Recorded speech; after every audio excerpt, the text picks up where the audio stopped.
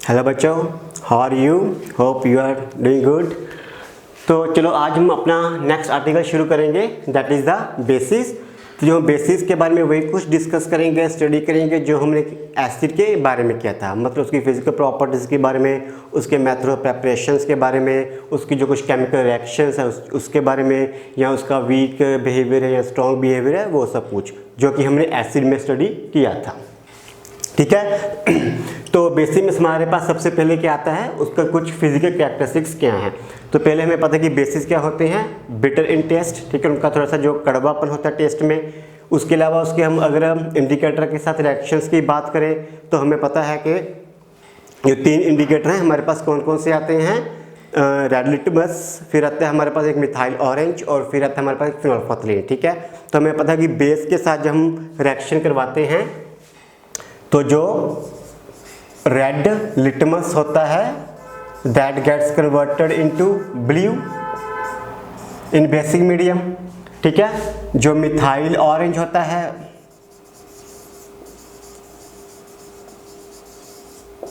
वो होता है येलो इन बेसिक मीडियम, और लास्ट में होता है हमारे पास फिनोल्फथलीन, और ये क्या हो जाता है, पिंक। ठीक है, ये इसके थे इंडिकेटर के साथ बिहेवियर ऑफ द बेसिस। तो फर्स्ट कैरेक्टरिस्टिक्स हमने क्या देखा था कि they are bitter in taste. ठीक है, फिर हमारा आ गया इंडिकेटर के साथ क्या उसका बिहेवियर है। ठीक है, इसके बाद हमारे पास कहता है they are slippery in nature. Slippery in nature, slippery in nature का मतलब क्या है कि जैसे कि हमारे पास सोप होता है, या हम सोडियम हाइड्रोक्साइड लैब से लेते हैं या पोटाशियम हाइड्रोक्साइड लेते हैं जो कि बेसिस है, अगर उनको आप हाथ पे लगाओगे तो they will be feel as slippery. ठीक है, तो एक उसका ये वाला कैरेक्टरिस्टिक्स आ जाता है। इसके अलावा हमारे पास आ जाता है दे कंडक्ट इलेक्ट्रिसिटी। दे कंडक्ट इलेक्ट्रिसिटी, वो तो एसिड भी करते हैं। ठीक है, एसिड इलेक्ट्रिसिटी कंडक्ट क्यों करते हैं, क्योंकि उनमें आयंस बन जाते हैं जब वो वाटर में डिसॉल्व होते हैं, H positive ion and OH negative. जब कोई भी एसिड है, मान लो HCl है, H positive ion and Cl negative ion, तो आयन बनते हैं, तो that's why they conduct electricity. वैसे हमारे पास अगर बेस है कोई भी, सोडियम हाइड्रोक्साइड मान लो, तो they will generate sodium ion and hydroxide ion, Na positive OH negative, तो they conduct electricity in the solution. ठीक है, इसके बाद हमारे पास क्या आता है कि जो हमारे पास मेटल्स के ऑक्साइड्स होते हैं, ठीक है, now this is very important, the last point, कि जो मेटल के ऑक्साइड हैं they are basic in nature. So I am going to write oxides of metal are basic. जो ऑक्साइड्स के मेटल होते हैं they are the basic in nature, और जो सॉल्युबल ऑक्साइड हैं, ठीक है, यहां हम बोल सकते हैं जो बेस सॉल्युबल हैं। ठीक है, जो bases which are soluble in water are called alkali. ठीक है, ये तो जो जनरल कैरेक्टरिस्टिक्स है, लेकिन ये जो दोनों हैं these are important one to remember कि oxides of metal are basic. ठीक है, और जो बेसिस हैं which are soluble in water they are called alkali. तो बेसिकली अल्कली उनका एक स्पेशल नेम है, जो कि हमारे यहाँ बेस है जो सोल्यूबल इन वाटर हैं उनको स्पेशल नेम दिया गया है, that is the alkali, and oxides of metal are basic. ठीक है, अब देखो oxides of metal are basic, हमें यह भी पता है कि जो बेस है वो एसिड के साथ रिएक्शन करता है, जिसको हम न्यूट्रलाइजेशन रिएक्शन बोलते हैं। ओके, अब देखो मैंने यहाँ पे कुछ रिएक्शंस लिखी हैं एसिड की, जो कि हमने ऑलरेडी की हुई हैं। ठीक है, पहले वाले में हमने लिखा है मेथड ऑफ प्रेपरेशन, नेक्स्ट वाले में हमने लिखा है उनकी कुछ केमिकल रिएक्शंस। ठीक है, एसिड्स की। अब इसमें से आप जो लास्ट रिएक्शन देखो डी, यहाँ पे क्या है, metal oxide plus HCl। Metal oxide मैंने जिंक का ऑक्साइड लिया है, कोई HCl के साथ रिएक्शन कराई है। बेसिकली ये एसिड है, ये बेस है, तो बेसिकली यहाँ पे एसिड और बेस की रिएक्शन हो रही है, क्योंकि हमने अभी कहा है कि oxides of metal are basic, तो जिंक एक मेटल है, ये उसका ऑक्साइड है, जिंक ऑक्साइड, वो एसिड के साथ रिएक्शन कर रहा है because this is a base, so basically this acid base reaction sort of, ठीक है। तो oxides of metal are basic and bases which are soluble in water are the alkali. Okay, तो ये हो गए जनरल। अभी हम इसके बाद करेंगे उसकी मेथड ऑफ प्रिपरेशन एंड उसकी कुछ केमिकल रिएक्शंस। तो जब हम method of preparation chemical reactions करेंगे उनको हम 1 by 1 कंपेयर करेंगे विद एसिड। ओके, तो इससे आपको याद रखना आसान हो जाएगा, ठीक है। इसलिए मैंने ऑलरेडी ये रिएक्शन लिख के रखी हैं। हम बेस की रिएक्शंस लिखेंगे और उसको 1 by 1 कंपेयर करेंगे कि हमने एसिड में कैसे किया था और बेस में कैसे हो रहा है। ओके, ठीक है, तो अभी हम फिर वो करेंगे, ठीक है। तो चलो हम करते हैं अभी बेसिस की मेथड ऑफ प्रिपरेशन फिर उसकी रिएक्शंस। तो हमारे पास पहले जो मेथड आता है वो आता है मेटल विद वाटर। तो फर्स्ट में हमारे पास आता है reaction of metal plus oxide of hydrogen, oxide of hydrogen. Oxide of hydrogen actually basically क्या होता है, वाटर, ठीक है, ये ऑक्साइड हाइड्रोजन। अब देखो हमने वहां पे क्या किया था, हमने वहां पे किया था मेटल ली थी, यहाँ पे हमने मेटल लिया, वहां पे हमने पहली रिएक्शन में नॉन मेटल लिया था। अब यहाँ पे हमने ऑक्साइड ऑफ हाइड्रोजन यानी कि वाटर लिया है, वहाँ पे हमने ओनली हाइड्रोजन लिया था। तो यहाँ पे ये डिफरेंस है, मेटल को रिप्लेस किया नॉन मेटल से और हाइड्रोजन को रिप्लेस किया विद वाटर। तो मेटल मान लो मैं कोई ले रहा हूँ सोडियम की, प्लस मैं ले रहा हूँ oxide of hydrogen basically water ले रहा हूँ, तो मेरे पास क्या आ जाएगा, सोडियम हाइड्रोक्साइड, ठीक है। तो इसको अगर हमें बैलेंस करना है तो 2 लगाना होगा, 2 2, ठीक है। तो ये हमारे पास क्या होगी, reaction of sodium with water. तो यहाँ पर भी 2 लगाना होगा बेसिकली, तो यहाँ पर हाइड्रोजन गैस लिबरेट होगी, ठीक है। अगर इक्वेशन को बैलेंस करें तो 2 सोडियम 2 सोडियम, 2 ऑक्सीजन 2 ऑक्सीजन, अब हाइड्रोजन यहाँ पे बेसिकली 4 हो गए, तो 2 and 2 4 हाइड्रोजन, ठीक है।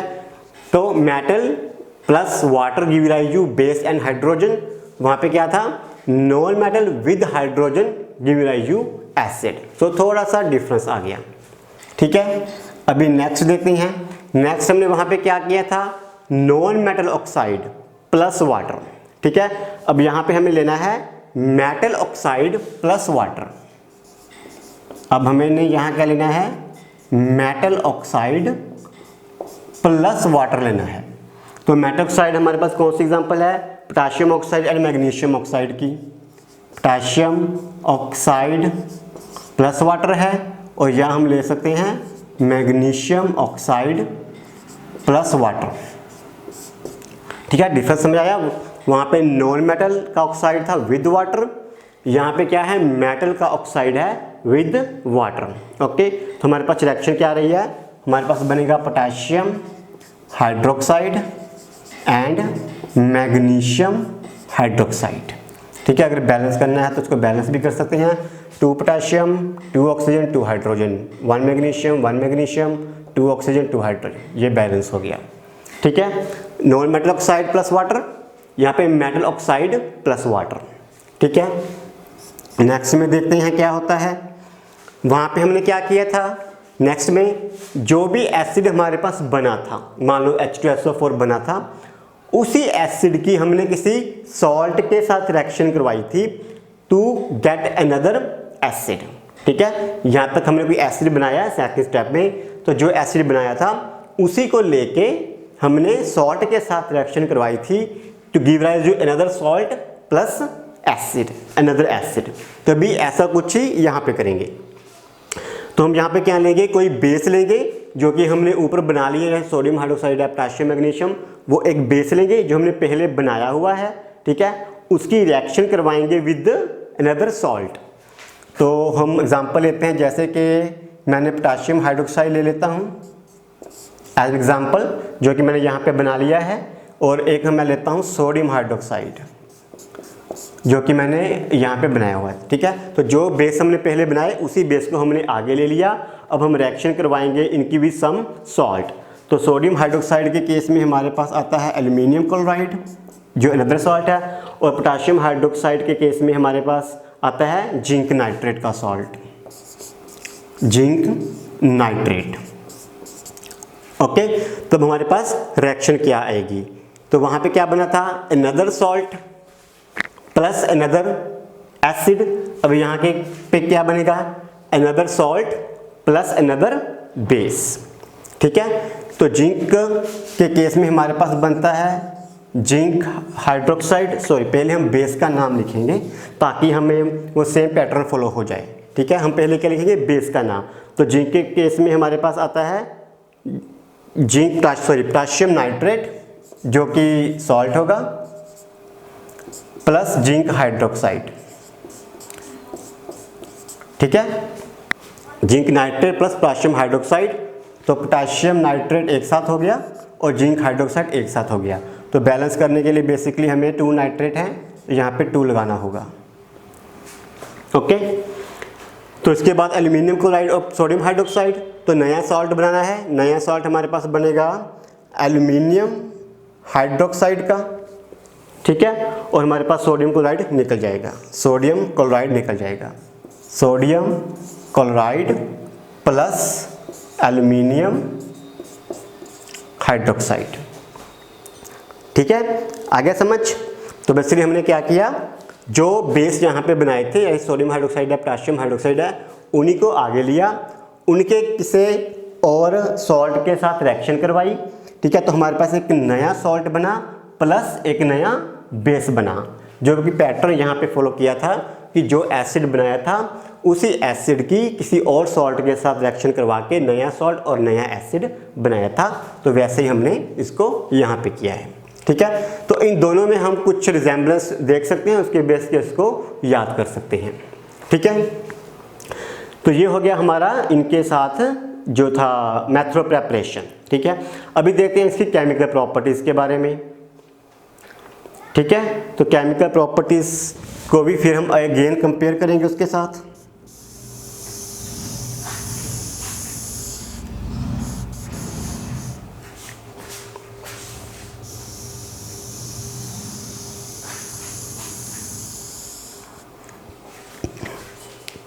तो केमिकल प्रॉपर्टीज़ को मैं लिखूंगा एक ही फॉर्म में। ठीक है, मेथड ऑफ प्रेपरेशन के बाद केमिकल प्रॉपर्टीज़।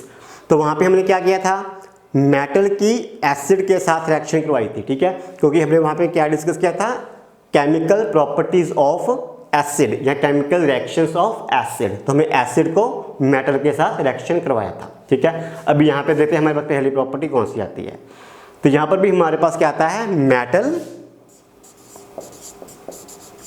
प्लस, क्योंकि अभी हम बेस स्टडी कर रहे हैं तो हमारे पास क्या होगा, बेस। ठीक है, केमिकल प्रॉपर्टीज ऑफ बेस या केमिकल रिएक्शन ऑफ बेस, तो यहाँ पे मेटल प्लस बेस हो गया, वहाँ पे मेटल प्लस एसिड था। तो बेस हमारे पास इस जो हम पर्टिकुलर एग्जांपल लेने जा रहे हैं उसमें कौन कौन सा है, जिंक प्लस सोडियम हाइड्रोक्साइड। तो वहाँ पे कौन सा लिया था, मेटल जिंक, सॉरी मैग्नीशियम है, यहाँ पे मेटल जिंक है, वहाँ पे एसिड था HCl, और यहाँ पे बेस कौन सा है, सोडियम हाइड्रोक्साइड। तो वहाँ पे हमारे पास हाइड्रोजन गैस इवॉल्व हुई थी। ठीक है, तो यहाँ पर भी हमारे पास सोडियम जिंकेट जो कि अनदर सॉल्ट है वो बन रहा है, प्लस हाइड्रोजन गैस बन रही है। ठीक है, यहाँ पर भी सोडियम जिंकेट जो कि एक सॉल्ट होगा प्लस हाइड्रोजन गैस। ठीक है, सोडियम जिंकेट, ठीक है, प्लस हाइड्रोजन गैस। तो अगर जिंक तो एक ही है, सोडियम 2 है तो 2 कर देते हैं, 2 हाइड्रोजन 2 सोडियम 2 ऑक्सीजन, जो बैलेंस हो गया। ठीक है, सेम हो गया।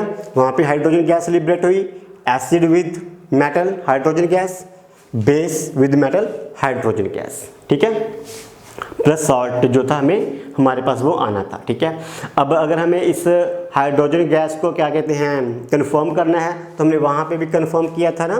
ठीक है, वो हम एक एक्सपेरिमेंट किया था, बबल बनाए थे, तो वहाँ पे हम कहेंगे मैच या कैंडल लेके जा सकते हैं, तो एकदम पॉपअप साउंड के साथ गैस है जो बर्न करेगी, which is the characteristic feature for the hydrogen gas. ठीक है, तो वही एक्सपेरिमेंट हम यहाँ पे भी कर सकते हैं। एक टेस्ट ट्यूब ले सकते हैं, उसमें जिंक सोडियम हाइड्रोक्साइड डाल सकते हैं। ठीक है, तो वहाँ पे गैस इवॉल्व होगी, तो वहाँ पे पास कुछ कैंडल कुछ बर्निंग मैच स्टिक लेके जा सकते हैं, तो एकदम पॉपअप साउंड के साथ है वो बर्न करेगी, which is the characteristic feature for the hydrogen. Okay, तो ये हो गया हमारा पहली chemical properties metal with base. इसके बाद हमारे पास आती है reaction of base with acid. इसके बाद हमारे पास आती है रिएक्शन, चलो मैं पहले बी लिख रहा हूँ ताकि हम 1 by 1 कंपैरिजन कर सके। वहाँ पे क्या था, बी में मेटल कार्बोनेट प्लस एसिड, ठीक है। अब इस केस में यहाँ पे ऐसी कोई रिएक्शन नहीं है, ठीक है। अगर मैं बी को कंपेयर करूँ तो हमारे पास मेटल कार्बोनेट या एक्सीएल के साथ कोई ऐसी रिएक्शन नहीं है, ठीक है, तो वो मैं छोड़ रहा हूँ। तो अभी आते हैं सी की तरफ। सी में क्या था, बेस प्लस एसिड, ठीक है। अब जो कि एक न्यूट्रलाइजेशन रिएक्शन थी, अब क्योंकि बेस को स्टडी करी है, सेम रिएक्शन यहाँ पे आ जाएगी, ठीक है। तो इस केस में हमारे पास जो पर्टिकुलर एग्जांपल दी हुई है सोडियम हाइड्रोक्साइड प्लस HCl की है, जो कि वहाँ पे भी लिखी हुई है। सोडियम हाइड्रोक्साइड प्लस HCl की पर्टिकुलर एग्जांपल है, जो कि हमारे पास क्या बनेगा, सोडियम क्लोराइड प्लस वाटर, ठीक है। और दूसरी जो एग्जांपल दी हुई है सोडियम हाइड्रोक्साइड की विद H2SO4। सेकंड जो है sodium hydroxide with H2SO4 giving rise sodium sulphate plus water again, ठीक है। तो क्या हुआ हमारे पास, बेसिकली एसिड की बेस के साथ न्यूट्रलाइजेशन रिएक्शन यहाँ पर भी है और एसिड की बेस के साथ न्यूट्रलाइजेशन रिएक्शन इस केस में भी है। तो ये दोनों रिएक्शन CC हैं वो सेम है, ठीक है। अभी देखते हैं डी में हमारे पास कोई रिएक्शन आती है कंपेयर करने के लिए। तो हमारे पास जो नेक्स्ट आती है रिएक्शन ऑफ बेस, ठीक है, with metal oxide, sorry I think it should be non metal oxide, या तो वहाँ पे क्या किया था, मेटल ऑक्साइड विद एसिड, तो यहाँ पे क्या आएगा, नॉन मेटल ऑक्साइड। यहाँ पे क्या आएगा, non metal oxide plus base, got it. यहाँ पे था मेटल ऑक्साइड, क्योंकि हमने क्या कहा था कि मेटल के जो ऑक्साइड हैं वो क्या होते हैं, बेसिक इन नेचर, क्योंकि ये बेसिक थे तो वो एसिड के साथ रिएक्शन करेंगे। अब यहाँ पे हमने क्या किया है, नॉन मेटल ऑक्साइड। अब जो नॉन मेटल ऑक्साइड्स होते हैं they are acidic in nature. Non metal oxides are acidic in nature. तो जो नॉन मेटल के ऑक्साइड हैं वो क्या है, एसिडिक इन नेचर, ठीक है। तो यहाँ पर एसिड और बेस की रिएक्शन होगी, ठीक है। तो हम पर्टिकुलर एग्जांपल देख लेते हैं, हमारे पास कौन सी दी हुई है। एग्जांपल है calcium hydroxide with carbon dioxide, okay. तो मेटल ऑक्साइड लेते हैं कार्बन डाइऑक्साइड प्लस बेस लेते हैं कैल्शियम हाइड्रोक्साइड, ठीक है। तो ये रिएक्शन तो हमने पहली बार काफ़ी बार की हुई है, ठीक है। मिल्कीनेस आती है कैल्शियम कार्बोनेट, कैल्शियम बाइकार्बोनेट के केस में, तो कैल्शियम कार्बोनेट प्लस वाटर हमारे पास आ जाएगा, कैल्शियम कार्बोनेट प्लस वाटर, ठीक है, गॉट इट। तो ये होगी हमारी मैथ्रो प्रेपरेशन ऑफ बेसिस एंड उनकी जो कुछ केमिकल रिएक्शन थी। तो मैथ्रो प्रेपरेशन और उनकी जो केमिकल रिएक्शन की, इनको हमने 1 by 1 या पैरेलली 1:1 जो है कंपेयर किया विद एसिड के साथ कि वहाँ पे कैसा बिहेवियर था और यहाँ पे कैसा बिहेवियर है, ठीक है। तो आप देखना दोनों को केस में ऑलमोस्ट कई बार रिएक्शन सेम सी होती है, थोड़ा सा डिफरेंस भी हो सकता है। फॉर एग्जांपल अगर यहाँ पर हाइड्रोजन गैस लिबरेट हो रही है इन केस ऑफ बेस, वहाँ पे हाइड्रोजन गैस लिबरेट नहीं हो रही, ठीक है। यहाँ पे मेटल प्लस वाटर था, वहाँ पे नॉन मेटल प्लस हाइड्रोजन है। यहाँ पे मेटल का ऑक्साइड प्लस वाटर है, वहाँ पे non metal oxide plus water है, ठीक है। ये सेकेंड रिएक्शन सेम होगी, वाटर वाटर, वहाँ पे नॉन मेटल था लेकिन यहाँ पे मेटल है, ठीक है। यहाँ पे क्या है, सॉल्ट है कोई ना कोई, वहाँ पे भी कोई ना कोई सॉल्ट होगा, प्लस एसिड है वहाँ, सॉरी बेस है वहाँ पे कोई एसिड होगा, give rise to another salt plus another new base. अब केमिकल रिएक्शन की बात करें, मेटल प्लस बेस है, मेटल प्लस बेस है, वहाँ पे मेटल प्लस एसिड था, ठीक है। बी के केस में हमारे पास कोई कंपैरिजन है नहीं। सी के केस में सेम रिएक्शन है, acid plus base neutralization reaction, same acid plus base neutralization reaction है। डी में वहाँ पे मेटल के ऑक्साइड था प्लस HCl, यहाँ पे non metal oxide plus base. ठीक है, तो बेसिकली ये जो रिएक्शन है एक दूसरे के सॉर्ट ऑफ ऑपोजिट चल रही हैं। ठीक है, मेटल यहाँ पे नॉन मेटल, वहाँ पे एसिड, यहाँ पे बेस। ठीक है, तो लास्ट है वो एक दूसरे के ऑपोजिट हैं। ये दोनों एग्जैक्टली सेम हैं, यहाँ पे कोई कंपैरिजन नहीं है। यहाँ पे metal metal with acid and base, तो यहाँ पे एक पार्ट सेम है मेटल लेकिन दूसरा पार्ट डिफरेंट है। ठीक है, एक में एसिड और एक में बेस है। ओके, तो इससे आप थोड़ा सा कंपैरिजन करके इजीली याद रख सकते हो कि कहाँ पे क्या हुआ था। तो उन प्रोडक्ट्स को कंपेयर करना भी इजी हो जाता है, उन प्रोडक्ट्स को या रिएक्शंस को याद रखना भी इजी हो जाता है। ठीक है, तो इसके बाद हम इसको पहले अरेज कर लेते हैं, फिर उसके बाद देखते हैं कि हमारे पास नेक्स्ट टॉपिक क्या आता है। ओके, तो नेक्स्ट हमारे पास आता है classification of basis on the basis of acidity.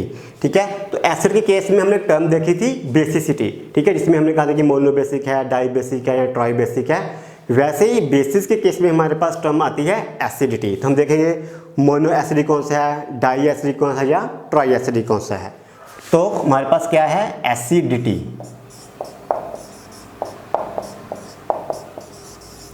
तो बेसिक एसिडिटी क्या है, number of hydroxide ion produced by one molecule of base. तो बेसिकली ये क्या आएगा हमारे पास, number of hydroxide ion produced by one molecule of base. ठीक है, तो वो क्या होगा हमारे पास, उसकी एसिडिटी। तो यही हमने बेसिसिटी में के केस में कहा था जब हम एसिड की बात कर रहे थे कि number of H positive ions produced by one molecule of the acid. ठीक है, वहाँ पे H पॉजिटिव आयन था, यहाँ पे OH आयन है produced by one molecule of the base, that would be your acidity. ठीक है, तो इसमें हमारे पास कौन कौन सी एग्जाम्पल आ जाती है। एक तो आती है हमारे पास पहले मोनो एसिडिक। मोनो का मतलब वन, तो एक ही हाइड्रोक्साइड आयन जनरेट होगा। फॉर एग्जांपल पोटेशियम हाइड्रोक्साइड है, यहाँ सोडियम हाइड्रोक्साइड है, पोटेशियम के पॉजिटिव प्लस OH नेगेटिव।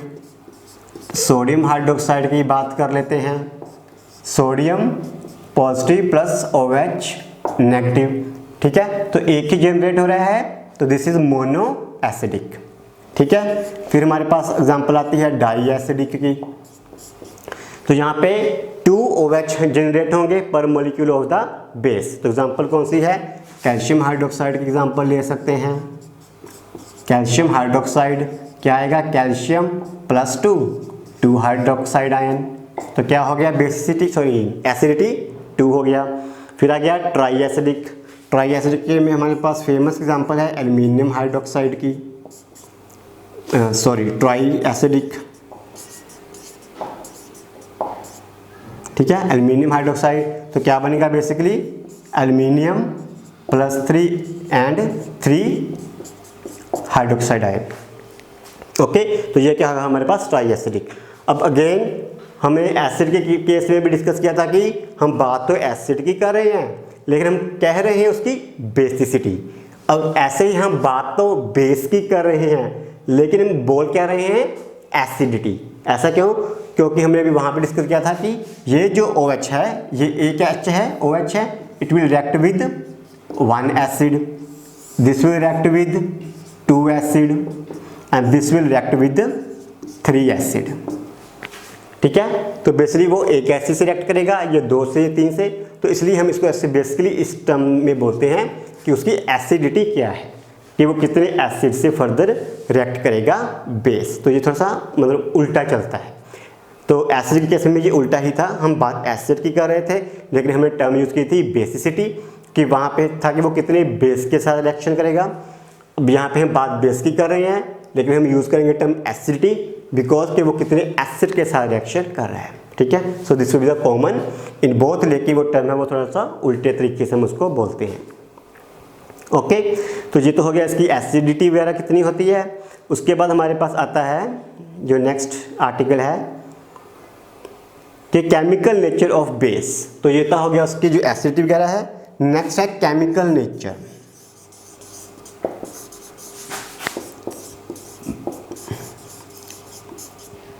ठीक है, अब केमिकल नेचर में बेसिकली यही है कि जो भी हमारे पास बेस हैं, ठीक है, उन सभी में क्या कॉमन है।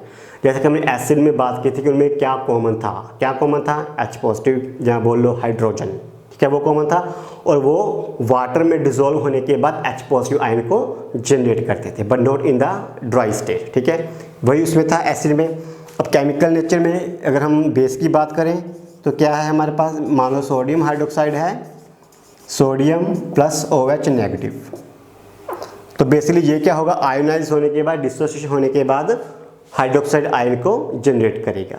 ठीक है, अब हम और एग्जांपल देते हैं, पोटाशियम है तो भी OH है, सोडियम हाइड्रोक्साइड तो भी OH है, कैल्शियम हाइड्रोक्साइड है तो भी OH है, एल्यूमिनियम हाइड्रोक्साइड है तो भी OH है। ठीक है, तो यही उसकी बेसिकली तरह केमिकल नेचर है। यहाँ के उसमें कॉमन क्या है, तो कॉमन क्या है उसमें, हाइड्रोक्साइड आयन है। तो मतलब जो भी बेस होगा वो वाटर में डिसॉल्व होने के बाद OH आयंस को या हाइड्रोक्साइड आयन को जनरेट करेगा। ठीक है, तो इसी के बेस पे हमारे पास क्या आती है, उसकी जो आर्हीनियस की डेफिनेशन आ जाती है फॉर द बेसिस। ठीक है, तो वो डेफिनेशन क्या है, a base is a substance which when dissolved in water give rise to OH negative या हाइड्रोक्साइड आयन। तो एसिड में क्या था, ऐसे substance which when dissolved in water give rise to H positive ion.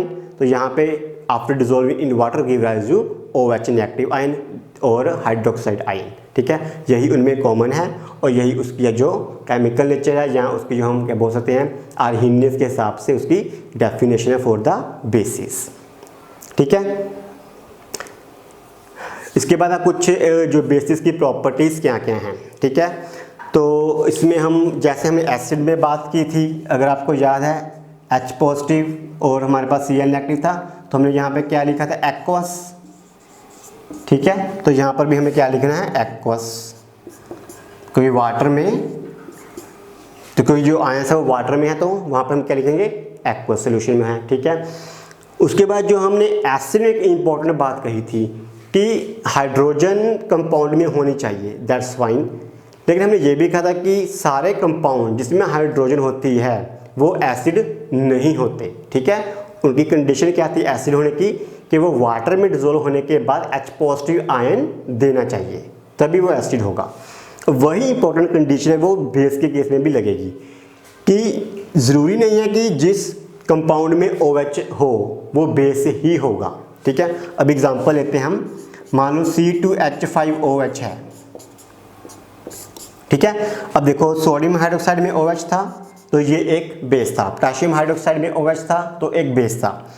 अब C2H5 जो कि alcohol है, इथेनॉल है, इसमें भी OH है, तो ये भी एक बेस होगा, नहीं, ये एक बेस नहीं है। क्यों नहीं है, क्योंकि वाटर में जाने के बाद ये OH नेगेटिव या हाइड्रोक्साइड आयन को जनरेट नहीं करता। Okay, it is almost same like acid. Acid में हमने जैसे ग्लूकोज वगैरह की बात की थी ना, एक दो मॉलिक्यूल लिए थे ग्लूकोज वगैरह, C6H12O6। ठीक है, हाइड्रोजन तो उसमें भी थी, लेकिन वो वाटर में डिसॉल्व होने के बाद उसने H पॉजिटिव आयन को जनरेट नहीं किया था, तो वो एसिड नहीं था। वैसे ही अल्कोहल है, OH तो है, लेकिन वाटर में जाने के बाद ये OH जो अल्कोहल है तो OH नेगेटिव या हाइड्रोक्साइड आयन जनरेट नहीं करता, इसलिए ये एक बेस नहीं होगा। ओके, तो ये कंडीशन वैसी आ जाती है कि all basis contain hydroxide ion. ठीक है, but all hydroxide containing molecule may not be the base. ठीक है, बिकॉज उनको वाटर में जाके OH को जनरेट करना होगा। ठीक है, otherwise these are not the basis.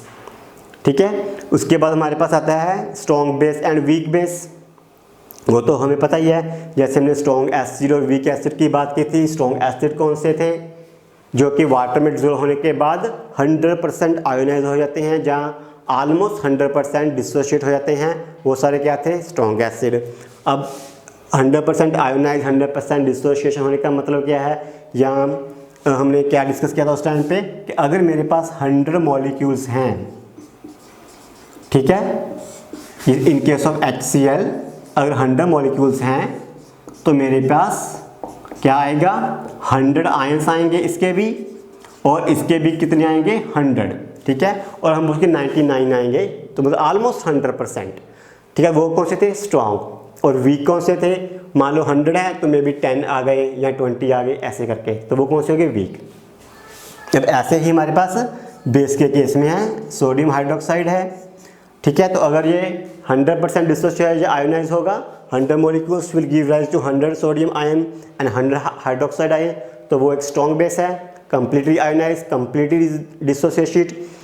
और अगर वो वीक बेस है तो वो कंप्लीटली आयोनाइज या कंप्लीटली डिसोशिएट है, वो नहीं होगा, ठीक है, तो वो कौन सा जगह हमारे पास, वीक बेस। ओके, तो स्ट्रॉन्ग बेस में एग्जांपल आते हैं, सोडियम हाइड्रोक्साइड है, पोटेशियम हाइड्रोक्साइड है, वो कौन है, स्ट्रॉन्ग बेस है।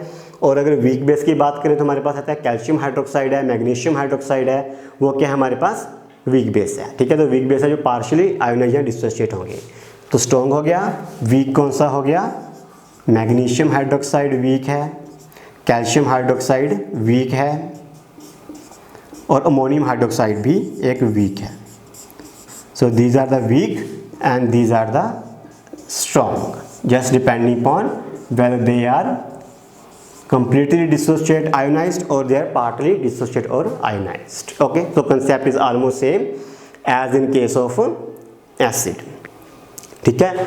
और एक जो हमने बात वहाँ पे भी ध्यान में रखी थी कि जब हम स्ट्रॉन्ग की बात कर रहे हैं तो कंप्लीट एरो आएगा, ठीक है, और अगर वीक की बात कर रहे हैं तो डबल एरो आएगा ऐसे करके, ठीक है, याद होगा आपको। स्ट्रॉन्ग है तो full arrow in one direction, weak है तो half arrow in both the direction, forward and reverse, ठीक है।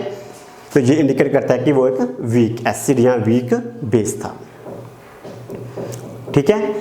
तो हम क्या कंक्लूड करते हैं कि greater the degree of ionisation और greater the degree of dissociation, the greater is the number of hydroxide ion produced. Clear है, ज़्यादा डिग्री ऑफ आयोनाइजेशन है या ज़्यादा डिग्री ऑफ डिसोसिएशन है तो हमारे पास हाइड्रोक्साइड आयंस ज़्यादा आएंगे।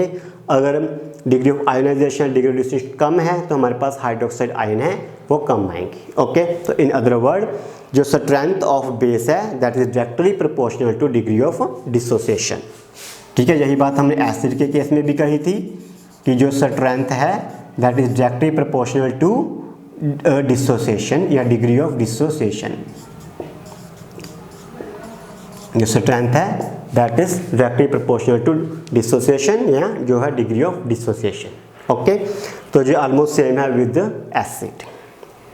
ओके, तो इसके बाद हम इसको अभी थोड़ा सा अरेज कर लेते हैं तो हम आगे इसके बाद बढ़ेंगे। ओके, तो नेक्स्ट हमारे पास आता है कि एक्सोथर्मिक रिएक्शन है बेस की, जब हम उसको वाटर में डालते हैं और उसकी जो स्ट्रेंथ है वो किस पे डिपेंड करती है। तो हमने एसिड के केस में कहा था कि जब हम एसिड को वाटर में डालते हैं तो एक एक्सोथर्मिक रिएक्शन होती है, इसलिए हमें हमेशा एसिड को वाटर में डालना चाहिए ना कि वाटर को एसिड में। क्यों? क्योंकि बहुत ज़्यादा हीट जनरेट होती है, तो इसकी वजह से कई बार स्प्लैश आउट हो जाता है एसिड, तो जो कि हमारी स्किन पे या क्लॉथ पे या माउथ पे फेस पे भी जा सकता है, तो इसलिए हमें केयरफुल होना चाहिए। तो वो थी एक एक्सोथर्मिक रिएक्शन। अब जब हम बेस को वाटर में डालते हैं, डिजोल्व करते हैं, तो भी एक एक्सोथर्मिक रिएक्शन होती है। इट आल्सो लिबरेट जो है हीट लिबरेट करती है, ठीक है।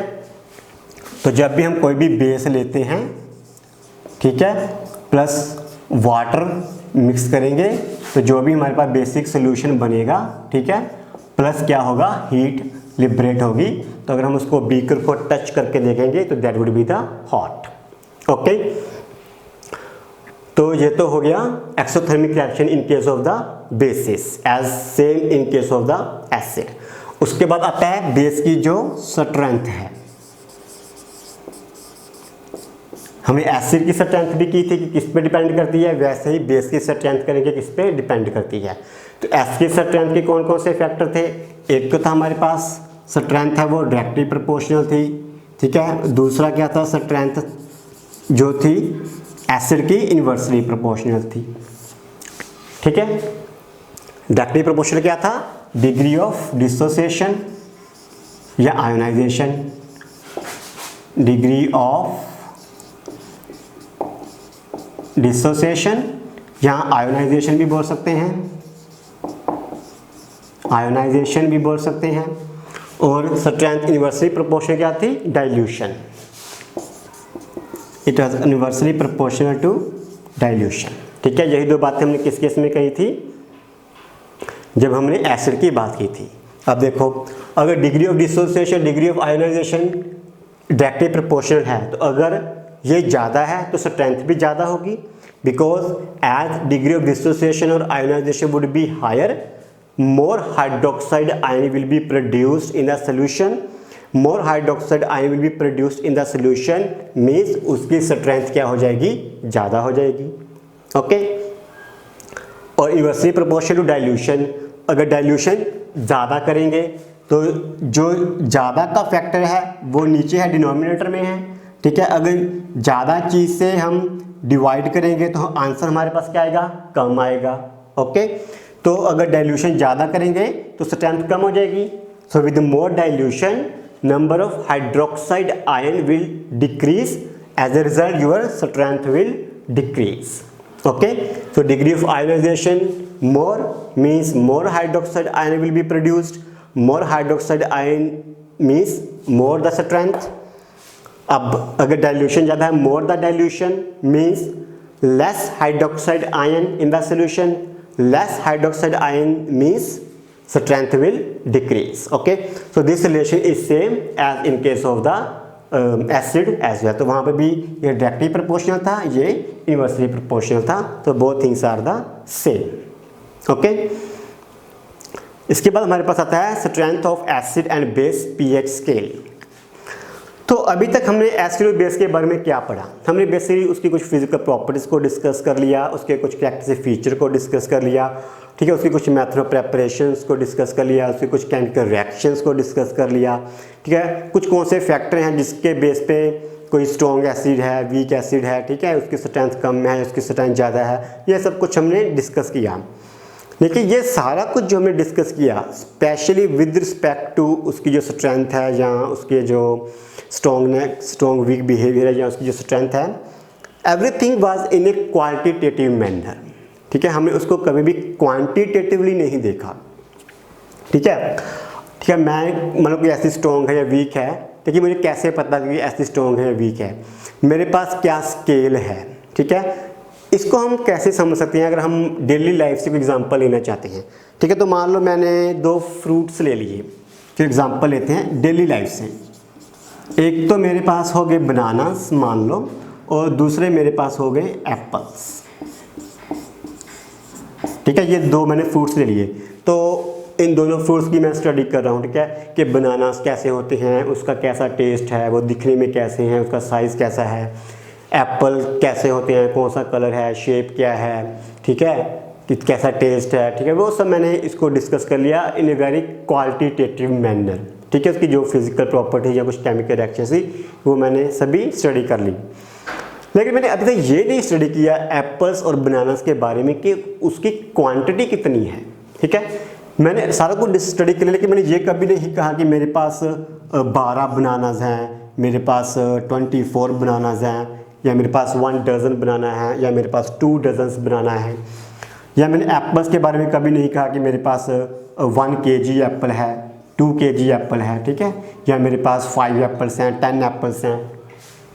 ठीक है, लेकिन मैंने कभी भी अभी तक ऐसा कोई स्केल डिज़ाइन नहीं किया इन केस ऑफ एप्पल्स और बनानास।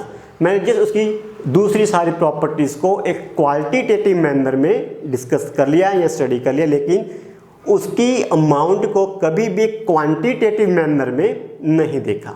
ठीक है, तो अभी हम क्या करेंगे इन case of acid and base, अब वही हम एक क्वांटिटेटिव वे लेके आएंगे, उसको डिस्कस करेंगे और एक स्केल को डिज़ाइन करेंगे कि वो कैसे उसकी जो है हम क्वांटिटेशन वगैरह कर सकते हैं। ठीक है, अब इस केस में जो स्केल है वो कौन सी होगी? 1 kg, 2 kg, 3 kg। ठीक है, बनानास के केस में स्केल क्या हो सकती है? 1 डज़न, 2 डज़न, 3 डज़न बनानास। ठीक है, तो ये लगभग स्केल है। यहाँ पे मैं कह सकता हूँ कि अगर 2 डज़न बनाना है तो मतलब मेरे पास 24 बनानास होंगे, ठीक है। 2 kg एप्पल है तो मेरे पास 2 kg में लेट्स से 20 एप्पल्स हैं, ठीक है। तो आई हैव सम आइडिया, ठीक है।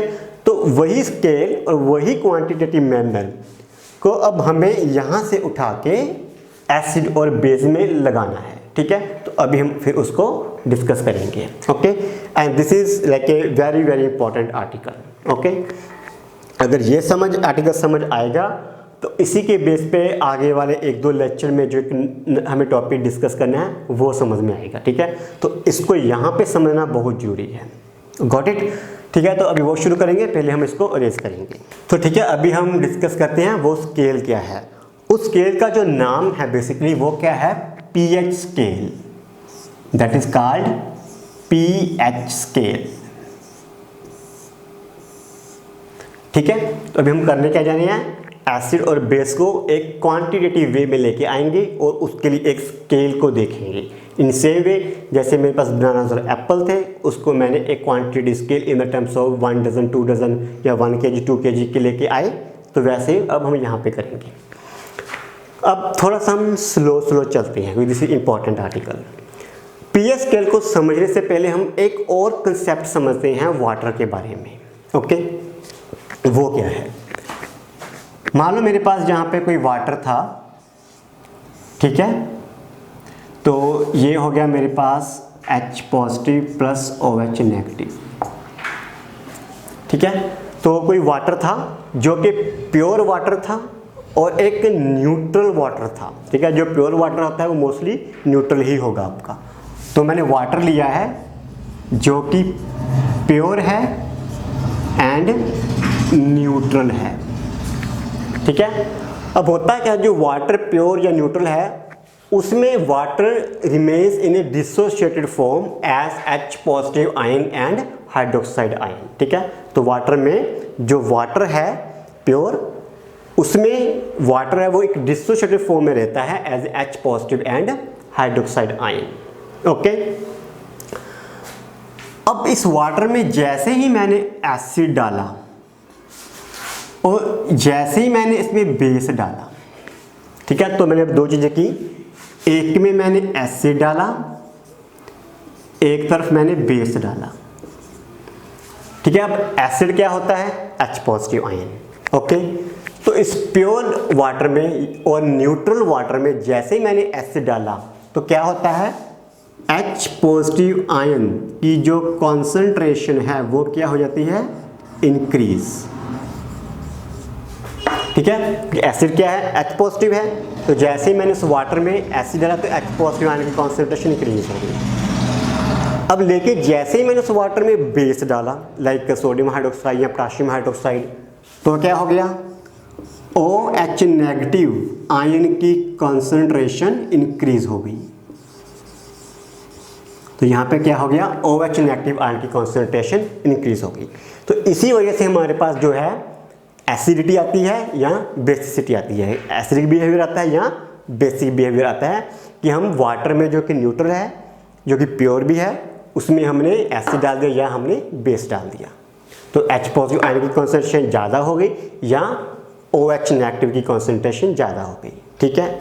ये तो होगी एक बात, दिस इज वन थिंग।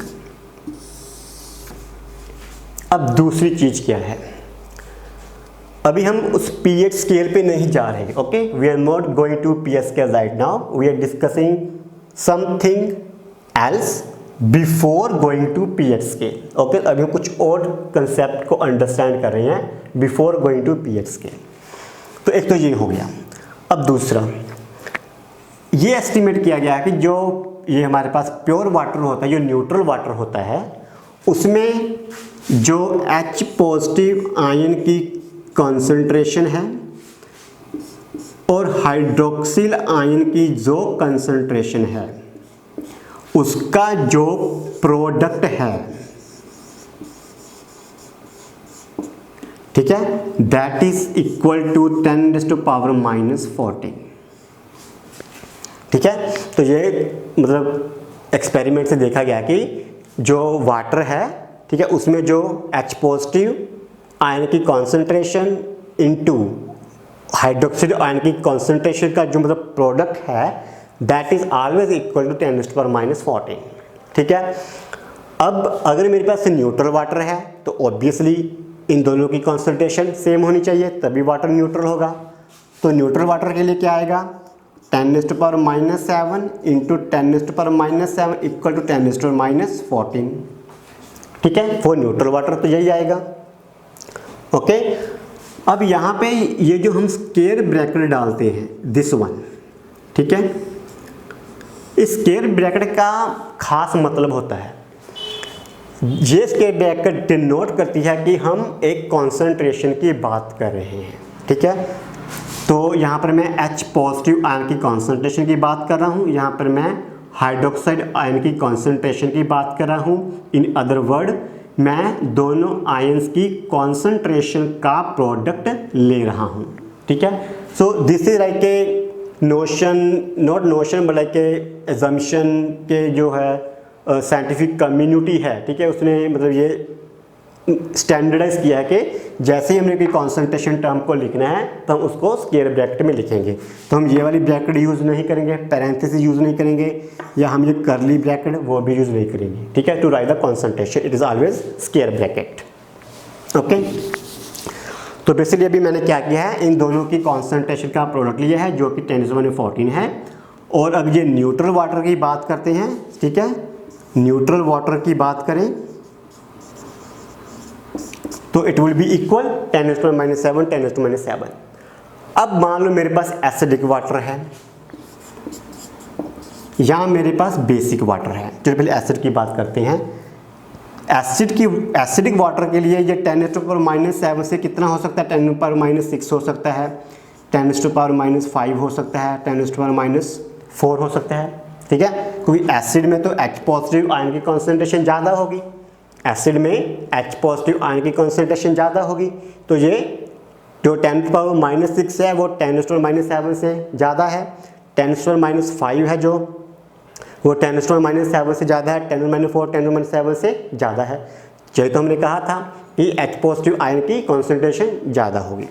ठीक है, तो ये हो गया, इंटू कितना आ जाएगा हमारे पास 10⁻⁻8 10⁻⁻9 10⁻⁻10। ठीक है, so that we have 10⁻⁻14 10⁻⁻14 10⁻⁻14 and so on. इसको हम आगे भी लेके जा सकते हैं। ठीक है, गॉट इट।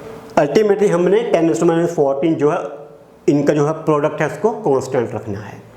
ओके, तो ये हो गया हमारे पास बेसिक चीज़। ठीक है, तो ऐसे ही बेस के बारे में भी आएगा, वो भी देखेंगे। तो इन जनरल अगर मैं एसिड की बात करूं तो इसकी कॉन्सेंट्रेशन 10⁻⁻7 से कम होगी। ठीक है, क्योंकि हमने कहा था कि एसिड में H पॉजिटिव आयन की कॉन्सेंट्रेशन ज़्यादा है, 10⁻⁻7 से ज़्यादा है, तो ये हो गया।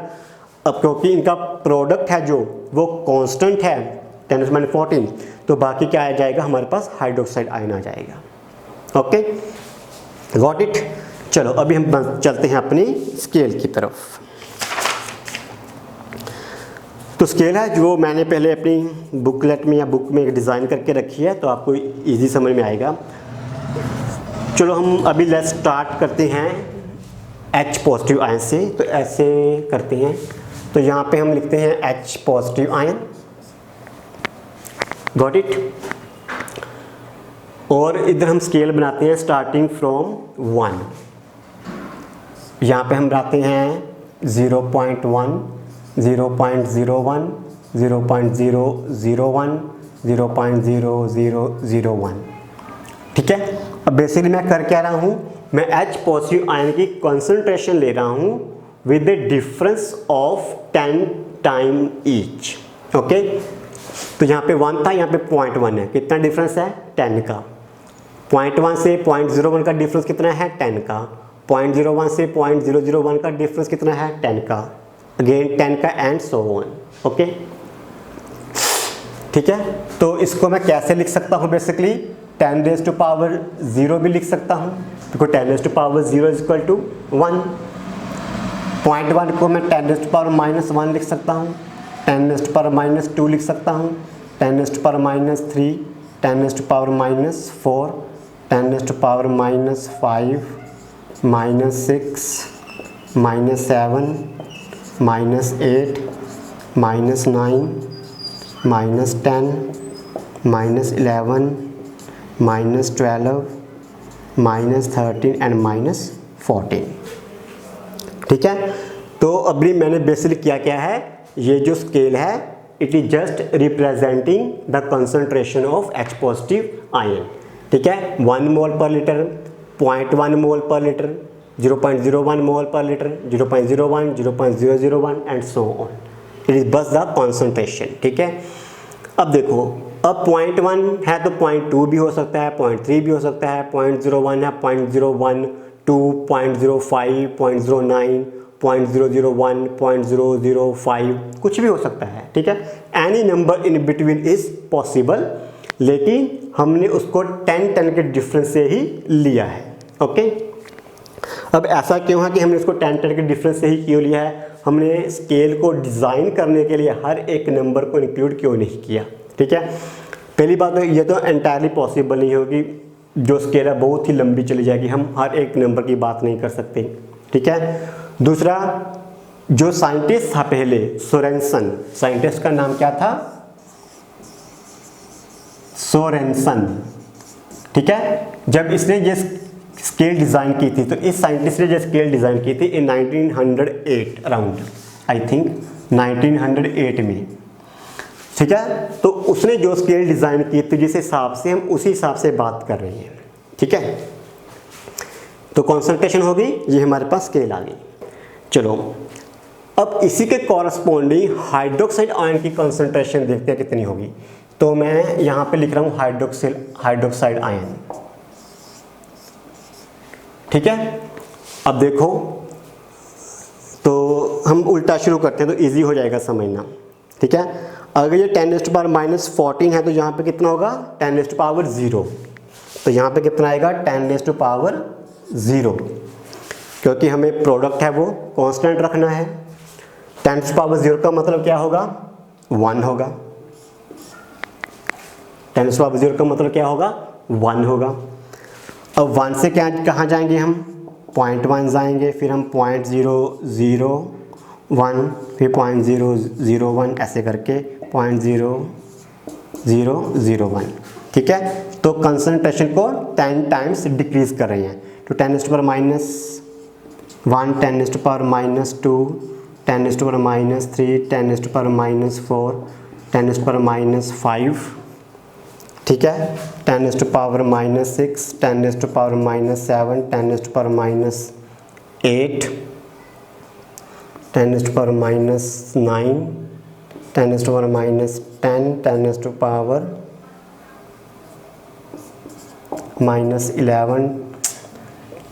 10⁻⁻12, 10⁻⁻13, 10⁻⁻14। ठीक है, तो ये हमारी पूरी स्केल आ जाएगी इस तरफ। ओके, ठीक है, तो यहाँ पे क्या है? H पॉजिटिव आयन की हायर कॉन्सेंट्रेशन है, यहाँ पे हाइड्रोक्साइड आयन की हायर कॉन्सेंट्रेशन है। ओके, अब हमारे पास आ गया pH, तो हम इसके बीच क्या लिखेंगे? अपना pH। तो यहाँ पे मैं डिफाइन कर रहा हूँ what is pH। So pH is equal to negative logarithm of H positive ion concentration.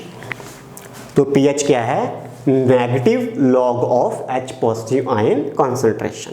ठीक है, चलो अभी देखते हैं, अगर मैं इसकी वैल्यू भरूंगा तो कितनी आएगी pH? तो pH would be 1, sorry pH would be 0। तो यहाँ पे मैं किसकी वैल्यू लिख रहा हूँ? pH की। pH is 0 for this equation, this number. Okay, अगर हम लॉ को सोल्व करेंगे तो इतना आंसर आएगा। अगर नहीं समझ आ रहा तो मैं यहाँ पे थोड़ा सा आपको करके दिखा देता हूँ। तो मेरे पास क्या है? pH is equal to negative logarithm of H positive ion concentration. ठीक है, नेगेटिव लॉग ऑफ 10⁻0। ठीक है। अब 0 क्या है, आगे आ जाएगा 0 इंटू माइनस लॉग ऑफ 10, ठीक है। 0 इंटू माइनस लॉग ऑफ 10 कितना होता है 1, 0 इंटू माइनस 1 बेसिकली 0, तो pH कितनी आ गई हमारे पास 0, ठीक है। अब एक नेक्स्ट कर लेते हैं, pH is equal to negative logarithm of H positive ion concentration, negative log of 10 raise to power -1 है, 10 रेज टू पावर -1 है, तो माइनस इंटू ये -1 आगे आ जाएगा, -1 लॉग ऑफ 10, ठीक है। लॉग ऑफ 10 कितना होता है 1 होता है, 1 इंटू -1 -1 माइनस माइनस प्लस, तो कितना आ गया 1। तो इस केस में pH कितनी आ गई हमारी 1, ठीक है। तो आगे कितनी आएगी pH 2, pH equal to negative logarithm of H positive, negative logarithm of 10 raise to power -2 minus into ये -2 आगे आ गया, -2 लॉग ऑफ 10, लॉग ऑफ 10 कितना होता है 1, 1 इंटू -2 माइनस माइनस प्लस, तो कितना आ गया 2। तो इस केस में pH कितनी आ गई 2, ठीक है। अब इसी को सारे को आगे कर लेते हैं, यहाँ पे pH 3 है, यहाँ पे 4 है, यहाँ पे 5 है, यहाँ पे 6 है, यहाँ पे 7 है, यहाँ पे ओह सॉरी हमने एक मिस कर दिया, 0 1 2 3 4 5 6 ये वाला मिस हो गया, यहाँ से 7 है, 8 है, 9 है, 10 11 12 13 एंड 14, ठीक है। तो ये हमारे पास आ गया pH स्केल। अब हमें यह भी पता है कि pH जो 7 है, ये वाला